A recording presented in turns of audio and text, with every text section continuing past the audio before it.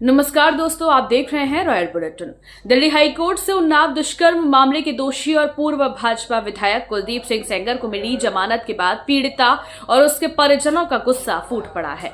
High court ने सेंगर की सजा को तब तक के लिए सस्पेंड कर दिया है जब तक उनकी अपील पर अंतिम सुनवाई नहीं हो जाती। इस फैसले के विरोध में पीड़िता अपनी मां के साथ दिल्ली के इंडिया गेट पर धरने पर बैठ गई और कहा कि यह सिर्फ मेरी नहीं, हर पीड़िता की न्याय की लड़ाई है।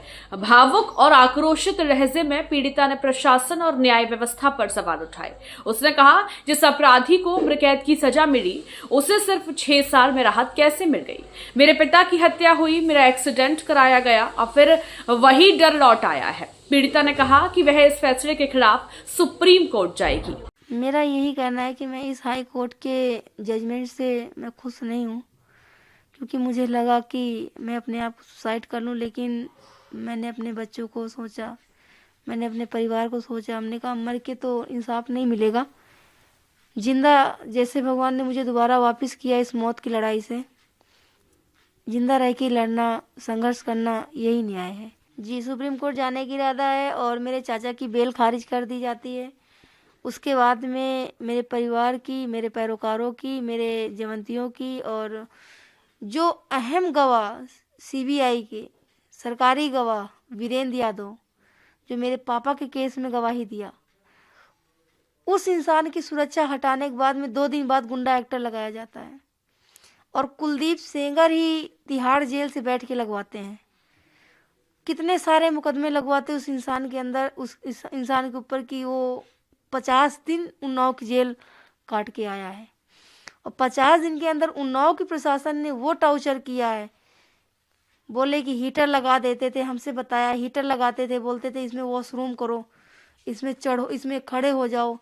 तो जब बंदा गलत नहीं है तो नहीं चढ़ सकता है।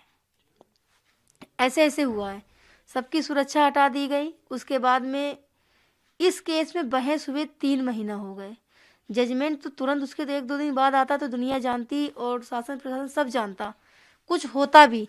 लेकिन जजमेंट कब आया? जब हुआ कि कोर्ट 1 हफ्ते के लिए बंद होने जा रही है, उसके 1 दिन पहले आया। कल कोर्ट खुलेगी, परसों कोर्ट ऑफ हो रही है 1 हफ्ते के लिए, उसके बाद ओपन होगी।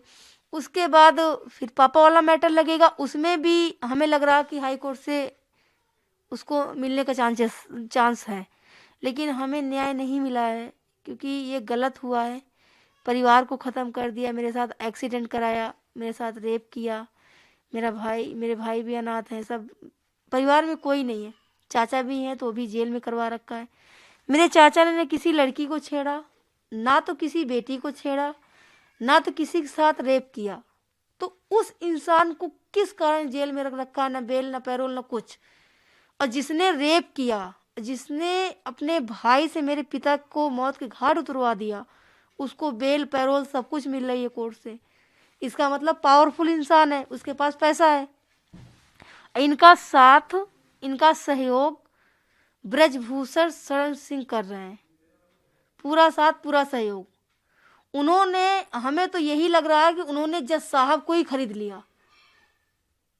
इस फैसले को देखते उन्होंने जज साहब को ही खरीद लिया, मुझे ऐसा लग रहा है। क्योंकि मेरे साथ तो सर अन्याय हुआ है।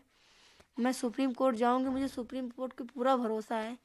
आंख बंद करके भरोसा करती हूँ कि सुप्रीम कोर्ट मुझे न्याय देगा। और सुप्रीम कोर्ट न्याय एक बार अगर होता भी है, नहीं होता तो मुझे जनता न्याय दिलाएगी, मुझे पब्लिक न्याय दिलाएगी, मुझे मीडिया के भाइयों बंधुओं न्याय दिलाएंगे, भाई बहनों न्याय दिलाएंगे, सब लोग न्याय दिलाएंगे मुझे, क्योंकि मुझे अब हाई कोर्ट से उम्मीद टूट चुकी है। इसके बाद देर रात के समय दिल्ली पुलिस ने धरने पर बैठी पीड़िता और उनकी मां को जबरन हटा दिया, जिससे मौके पर हलचल मच गई। पूरे घटनाक्रम ने सिस्टम पर एक बार फिर सवाल खड़े कर दिए हैं। क्या 6 साल में जमानत न्याय है या व्यवस्था की विफलता? अगर आप भी मानते हैं कि न्याय की लड़ाई अधूरी नहीं रुकनी चाहिए तो इस वीडियो को लाइक, शेयर और सब्सक्राइब करें, ताकि सच्ची खबर सबसे पहले आप तक पहुंचे।